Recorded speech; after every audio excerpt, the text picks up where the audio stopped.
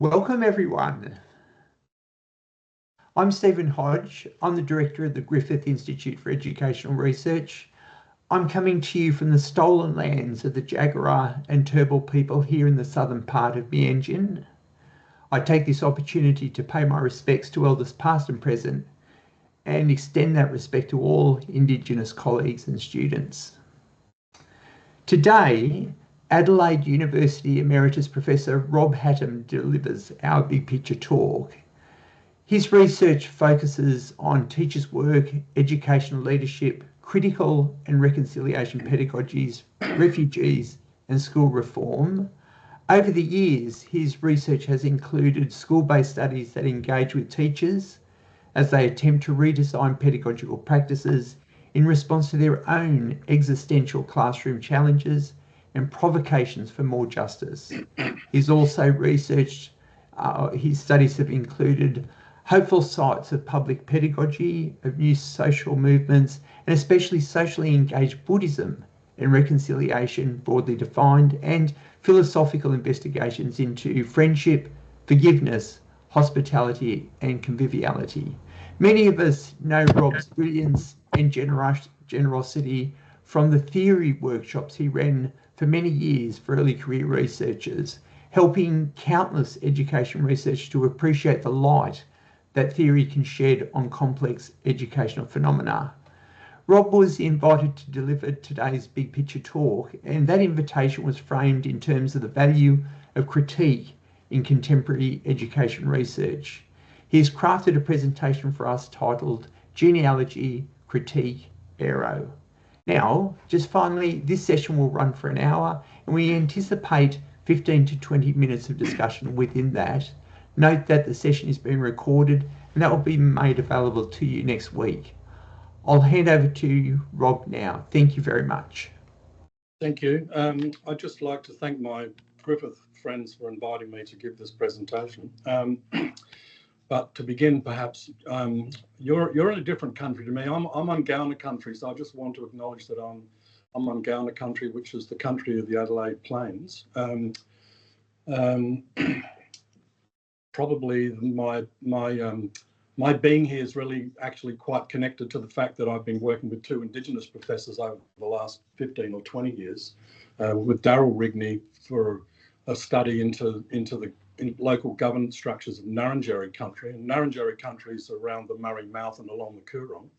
But I actually grew up in Ngarrindjeri country because I grew up in Murray Bridge, and unfortunately I didn't realise I was on Ngarrindjeri country until I was about 50 because of the nature of sort of the colonising racist project in Australia.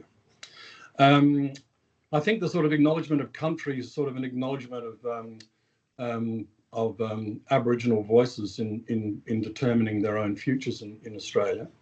Unfortunately, we're now the no country. There's an awful lot of silencing going on around voices that want to make claims for more socially just societies with all sorts of swear words like woke and on and on it goes. So probably if I'm wearing a T-shirt today, I'm wearing the T-shirt woke and proud.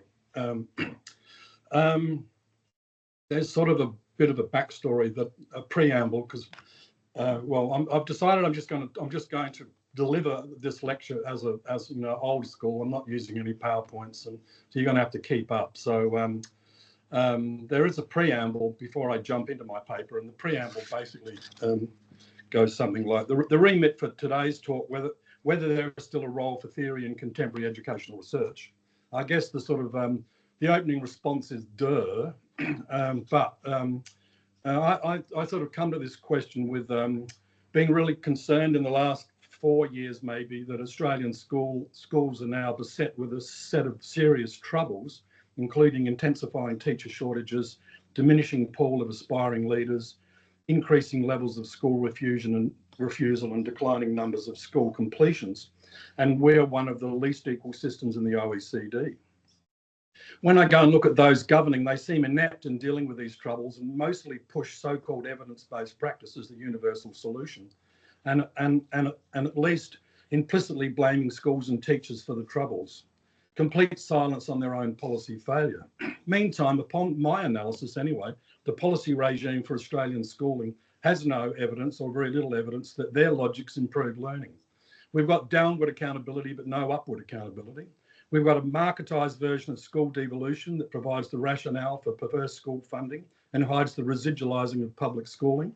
We've got standardisation, forces one size fits all and hence normalises decontextualised truth claims. We've got the NAPLAN, which is a tool for policy compliance, which dumbs down definitions of literacy and numeracy. And last but not least, those governing have drunk the Kool-Aid and push a what works learning science, including explicit instruction and systematic phonics. Sorry, but all four logics don't have evidence that really stacks up to any sort of robust analysis.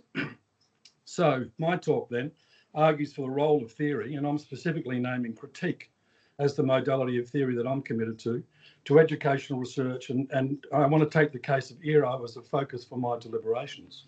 So here's the paper. Hang on. This paper traces a genealogy of critique from, oh, sorry, that's not the place I want to start. Sorry, the introduction. The Australian Education Research Organisation, AERO, presents itself as a corrective, an antidote to decades of allegedly ideological, theory-laden and evidentially unaccountable educational research and practice.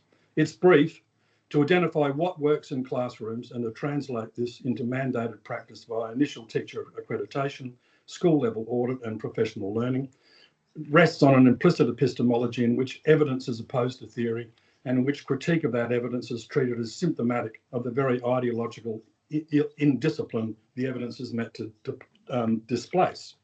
What works names a policy-oriented research paradigm that treats teaching effectiveness as an empirical question, settled chiefly through effect-sized meta-analyses, randomised trials and cognitive science accounts of memory and attention, above all cognitive load theory, with findings treated as directly actionable prescriptions for classroom practice. In Australia, this paradigm has been institutionalised, not merely advocated through AERO, established in 2021 and jointly funded by Commonwealth, state and territory governments following the Gonski 2.0, with a stated remit to generate high quality evidence and encourage its adoption into practice and policy. Concretely, AERO's standards of evidence and reports such as Strong Beginnings had their recommendations on explicit instruction and cognitive load incorporated into AETSL's mandatory core content for initial teacher education accreditation, AERO's own synthesis of a selectively bounded literature becoming within months binding national curriculum and the empirical ground my paper builds on. My paper takes a different approach. Rather than contest AERO's evidence claims empirically, a contest AERO's own framing preemptively wins, since it reserves legitimate evidence to a narrow experimental methodology. I want to historicise the very idea of critique that framing presupposes. AERO's opposition of evidence to ideology is not a neutral methodological stance, but the resurfacing of the philosophically naive position that a 200-year tradition of critical theory from Kant through Foucault and Butler has already interrogated and moved beyond. Making this genealogy explicit does two things. First, it denaturalises AERO's self-presentation as simply following the science by showing that the very distinction between evidence and ideology it relies on is itself historically contingent.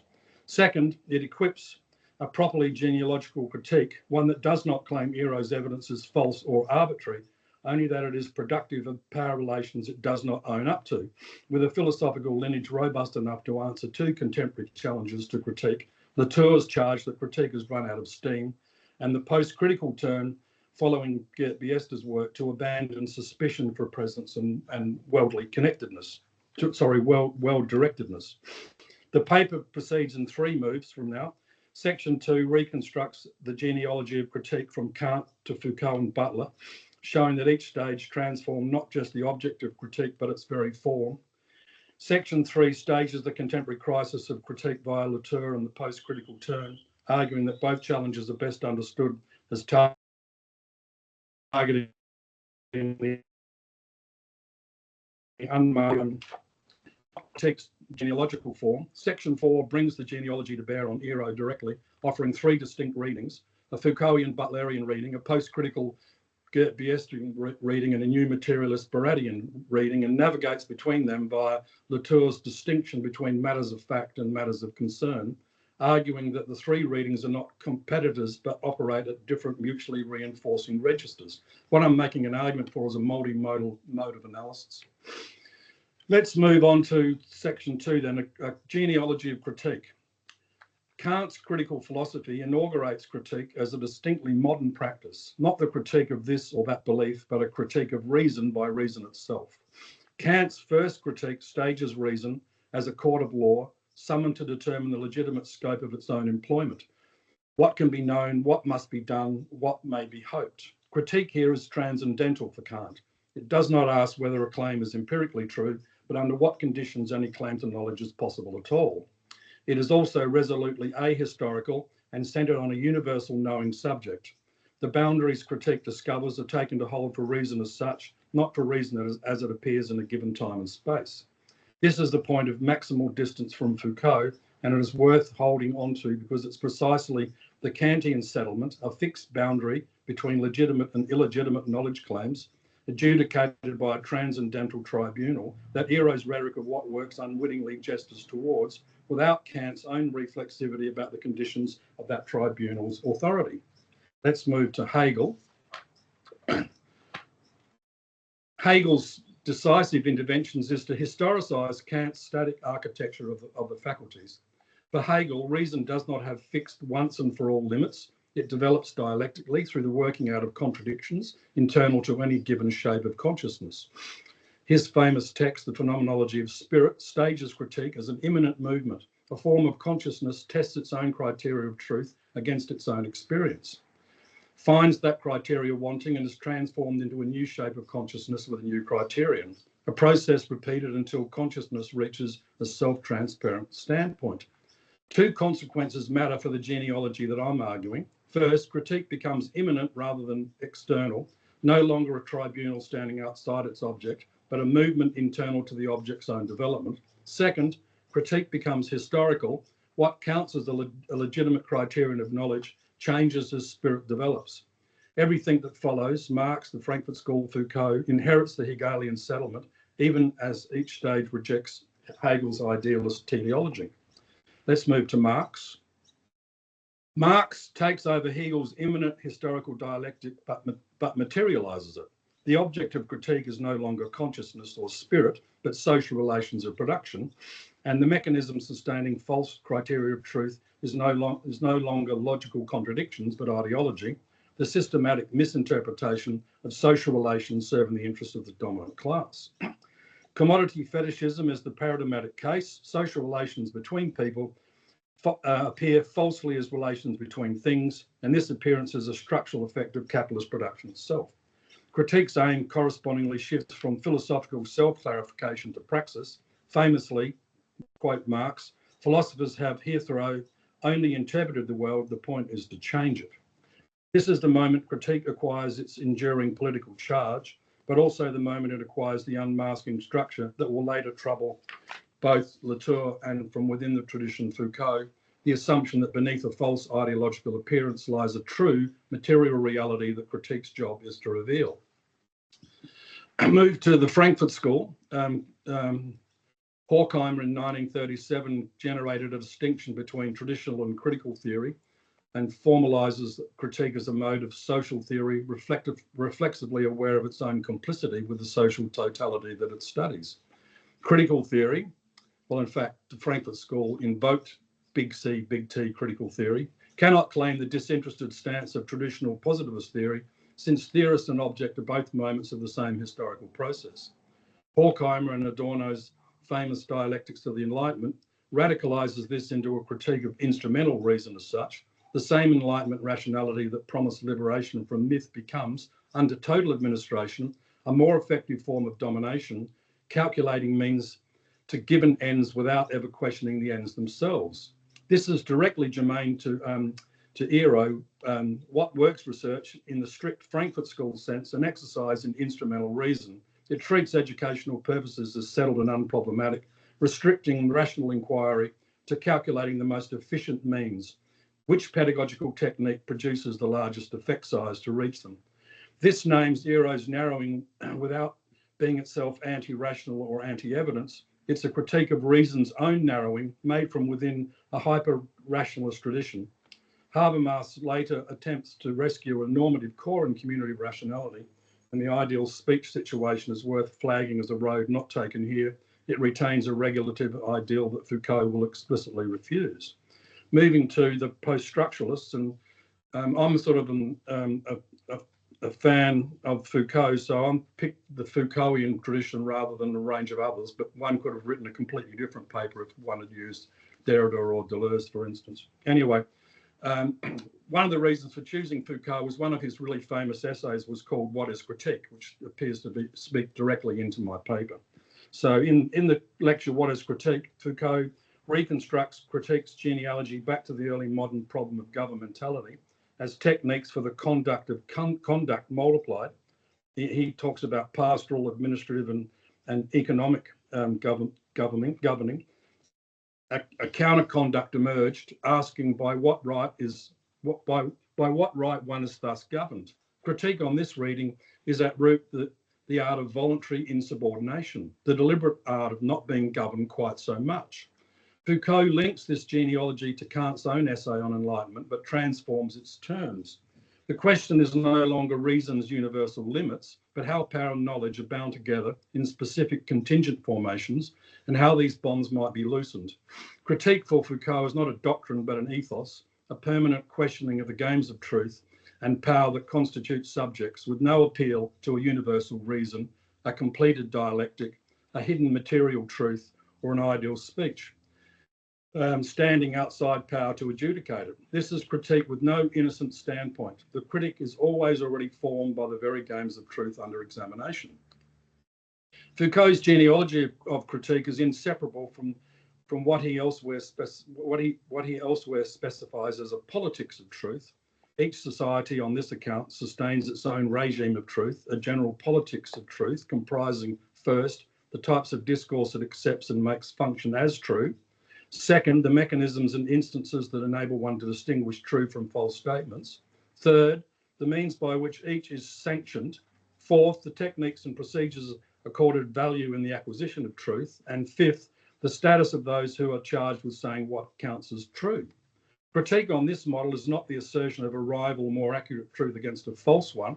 That would remain within the unmasking section of ideology critique. But the analysis of these five elements as historically contingent and politically contestable, asking not, is this true, but by what discourse, mechanism, sanction, technique, and authorised speaker a given claim comes to function as true and at what cost. This reframing matters for the analysis that follows. A politics of truth analysis supplies not merely a diagnostic vocabulary, dispositif, governmentality, subjectivation, but an operational method with 5 distinct points of purchase. And this method we can apply this method directly to AERO's regime of truth. Let's just move quickly to Butler, who advances the Foucauldian critique a little. Butler, in her chapter, What is Critique, takes up Foucault's ethos and presses its ethical stakes further. If the subject is itself if the subject is itself an effective normal and regimes of truth under interrogation, then to critique those names is also to risk one's own coherence and intelligibility. Critique is not a safe external operation, but an unstable, even vertiginous practice of desubjugation. Butler links this to Foucault's late ethics of self-care, stressing that critique's aim is not merely epistemic diagnosis, but the opening of a possibility of becoming otherwise, a subject not wholly determined by its own constitutive conditions. Butler is, in this sense, the terminus of the critique genealogy properly understood. She pushes Foucauldian critique to its reflexive limit, where the critic's own subjectivity, not just the object under study, is at stake. Now, move to section 3, 2 contemporary challenges to critique. And Stephen put this on the agenda for me last year when he reminded us all of Latour's famous essay, Has Critique Run Out of Steam? Latour's essay observes that the deconstructive, demystifying gesture perfected by critical theory, it's just a construction, it's just discourse, it's just ideology, has migrated well beyond its original political intent and is now equally available to climate denialists and conspiracy theorists seeking to dismantle inconvenient facts. Latour's worry is that critique taught everyone that facts are fabricated, and the lesson people drew was that facts are therefore arbitrary, rather than that facts are constructed and true, carefully assembled, radically situated, yet real. His proposed remedy is to shift from a critique of matters of fact to an affirmative, additive assembling of matters of concern. His essay is frequently read as a blanket obituary for theory in the humanities and social sciences, but its target, properly specified, is the unmasking structure inherited from Marxian ideology critique, the assumption that critique's job is to show a hidden true reality beyond a false appearance. This is not Foucauldian genealogy structure. Genealogy does not claim that AERO's effect size data are fabricated or arbitrary. It claims that the truth effects those data produce have a history, a productive function in constituting subjects, and are not innocent of power. Properly distinguished from debunking critique, genealogical critique survives Latour's challenge largely intact. Indeed, it can adopt Latour's own compositionalist method. Rather than declaring AERO's cited studies false, an imminent critique assembles those very studies into a different, more concerning picture than AERO itself draws from them. Let's move to a post-critical term, the second worry that I want to raise here from Geert Biester in particular. A distinct challenge comes from within education itself. Biester and the broader post-qualitative turn worry that critique as suspicion has become ritualised and self-confirming in educational theory. A habitual unmasking, everything is already neoliberal, disciplinary, hegemonic, that no longer discloses anything because it already knows in advance what it will find. Biester's alternative is not a rehabilitated positivism, but a return to educational purpose itself, articulated through his tripartite distinction between qualification, socialisation, and subjectivation.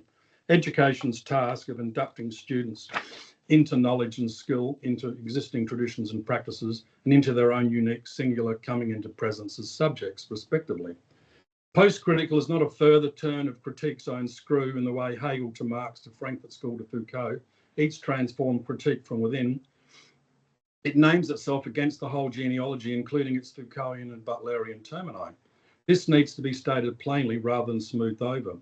Whether the early stages of genealogy each retained and transformed critique's basic gesture, post-critical proposes exiting that gesture altogether in favour of an alternative, well-directed and presence-directed pedagogy. Move on to the fourth section, 3 readings of AERO. The genealogy reconstructed above does not converge on a single verdict about AERO, rather it opens onto at least 3 distinct defensible readings, each operating at a different register of analysis. On this reading, AERO is a dispositif, a heterogeneous ensemble of discourses, cognitive load theory, learning science, institutions, AERO itself, AETSL, state education departments, and administrative forms, ITE accreditation requirements, school audit instruments, mandated explicit instruction time, that together constitute a regime of truth about legitimate educational knowledge. This is not simply a bad theory imposed from without. It is productive in the strict Foucauldian sense. It calls into being the evidence-informed teacher as a subject position, inviting teachers to recognise themselves as compliant with or deficient against a science in whose constitution they had no part. Governmentality is the operative concept. AERO does not merely repress alternative pedagogies, it conducts conduct, structuring possible professional action through funding conditionality, accreditation requirements and mandated professional learning, such that what works becomes the horizon within which self-governing professional subjects debilitate at all. This dispositif or machine can be read using Bacchi's "What's the problem represented to be" approach, which asks whether a policy solves a pre-given problem, but how it constitutes that problem.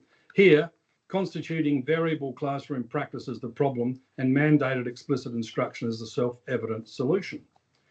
Read as a politics of truth in Foucault's precise sense, AERO's regime of truth can be specified along the 5 elements set out in the previous section.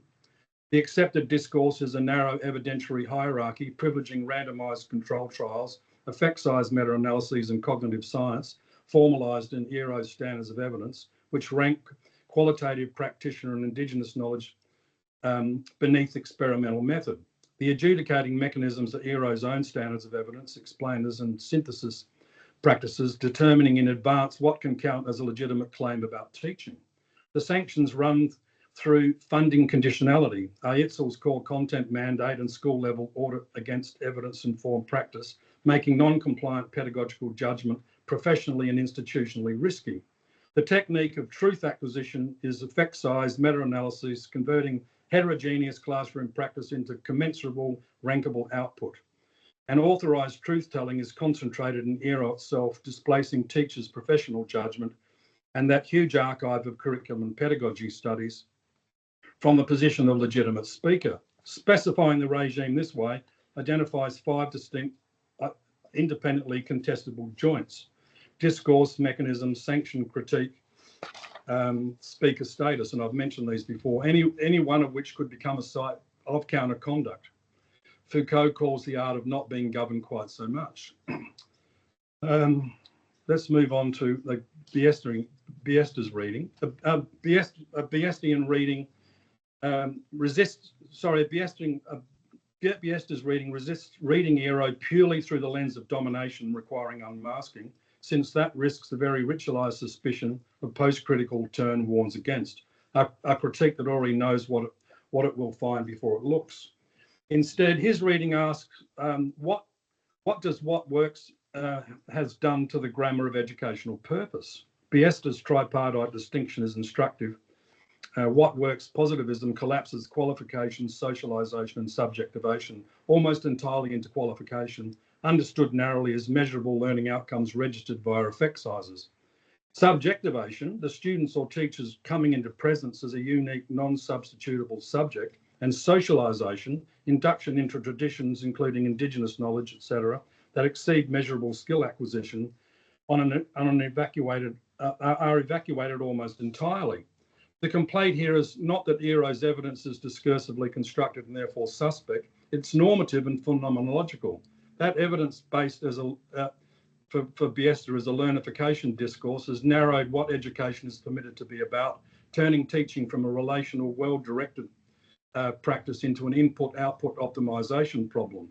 This reading requires no Foucauldian power analytics at all. The resources are normative rather than genealogical. Now, if we go to the sort of new materialists, including Barad, a Baradian reading relocates the analysis onto the material apparatus itself. Randomised controlled trials, effect size calculators and standardised assessments are not neutral instruments measuring a pre-existing reality called learning.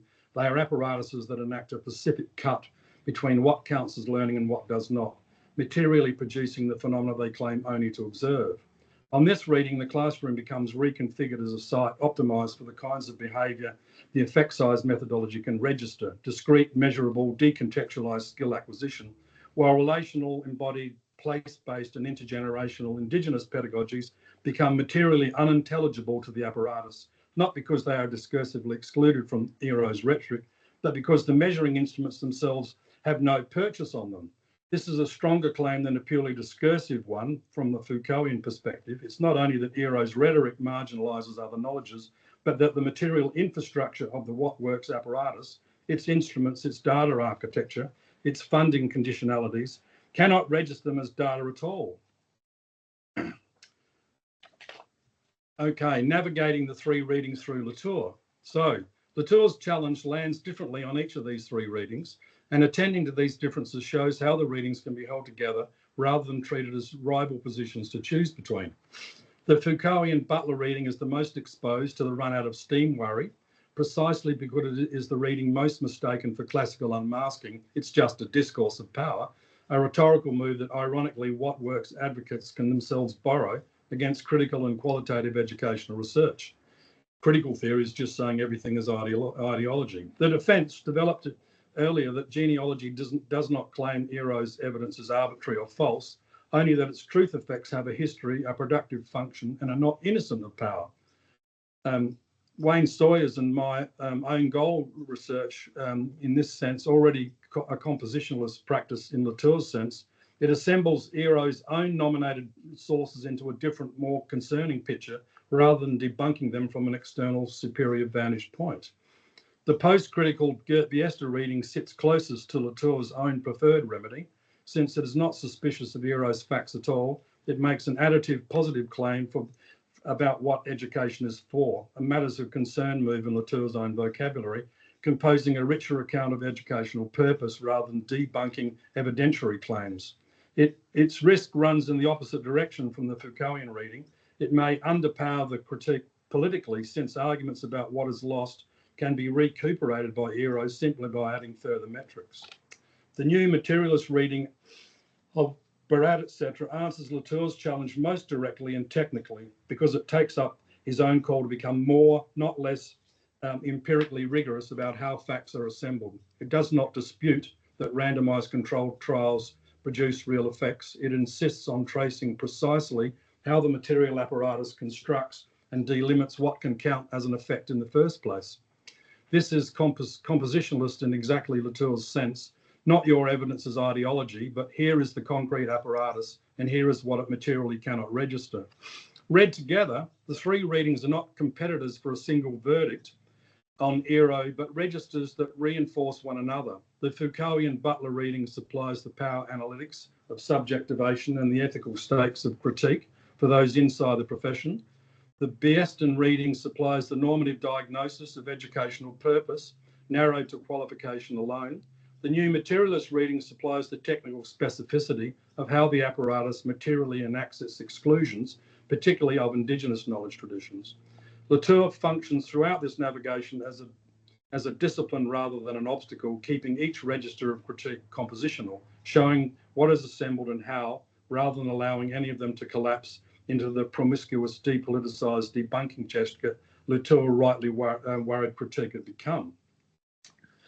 A conclusion. This paper has argued that AERO's opposition of evidence to ideology recapitulates a philosophically naive, pre-critical settlement that a 200-year-old genealogy of critique, from Kant's transcendental tribunal through Hegel's historicised dialectic and Marx's materialist ideology critique, the Frankfurt School's critique of instrumental reason, to Foucault's genealogical analysis of power knowledge and Butler's account of critique as a risk to the subject, has already interrogated and surpassed.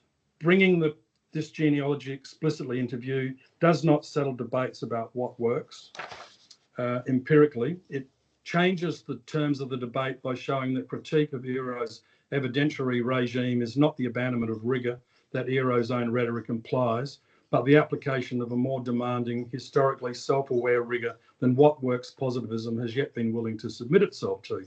Read through Foucault and Butler, Biester and Barad, and navigated with care through Latour's challenge, critique of AERO emerges not as suspicion for its own sake, but as a compositional practice, assembling from AERO's own sources and its own apparatus a fuller and more concerning account of what works does to whom and at what cost.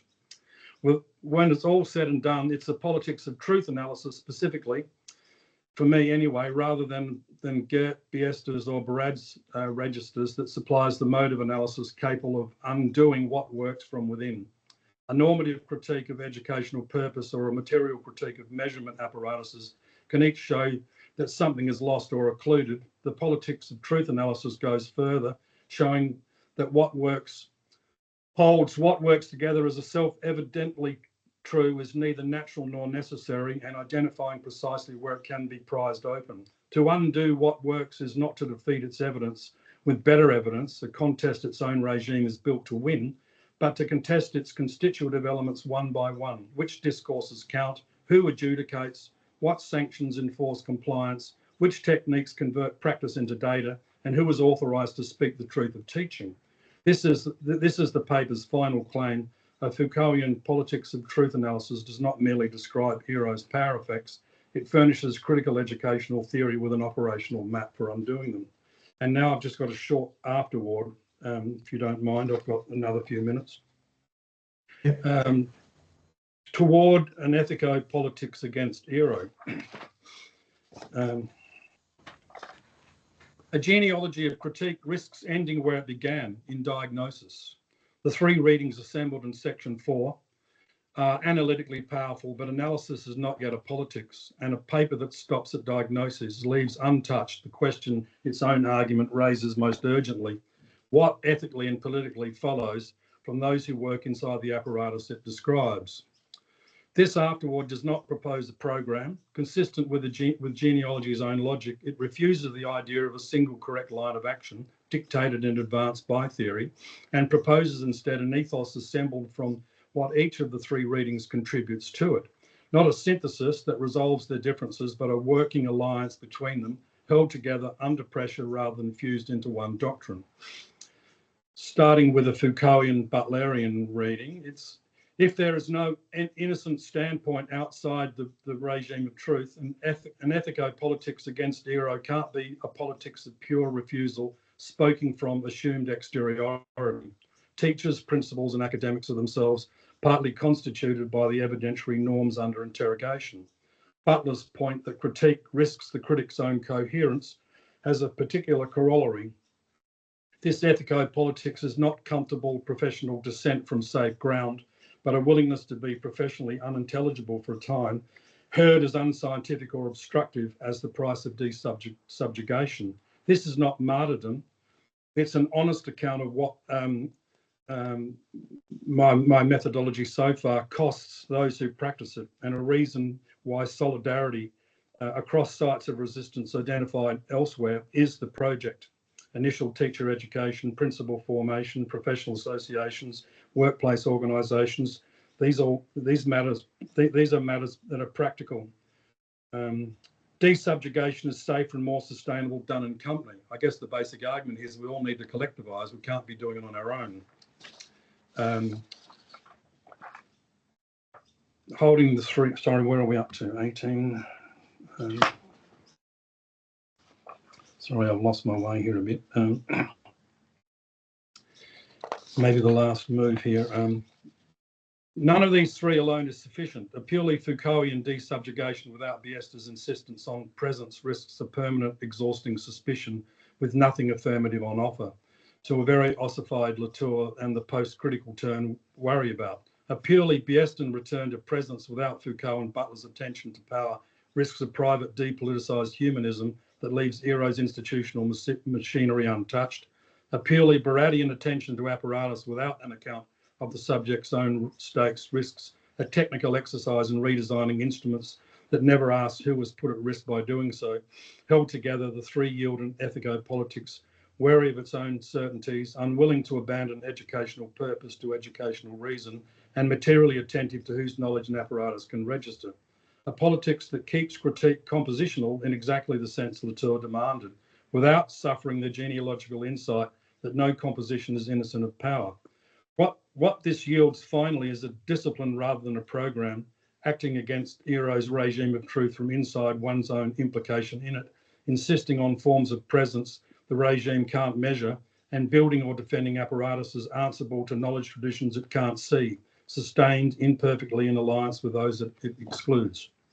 Thank you very much. Well, Rob, that sounds like a good point to finish up on. I feel like that we've just scratched the very first part of the surface of something huge. But thank you very much, Rob, for preparing the talk today and for fielding our questions. Thanks everyone for coming along. Stay tuned for information about our next big picture talk. Take care, everyone. Thank you.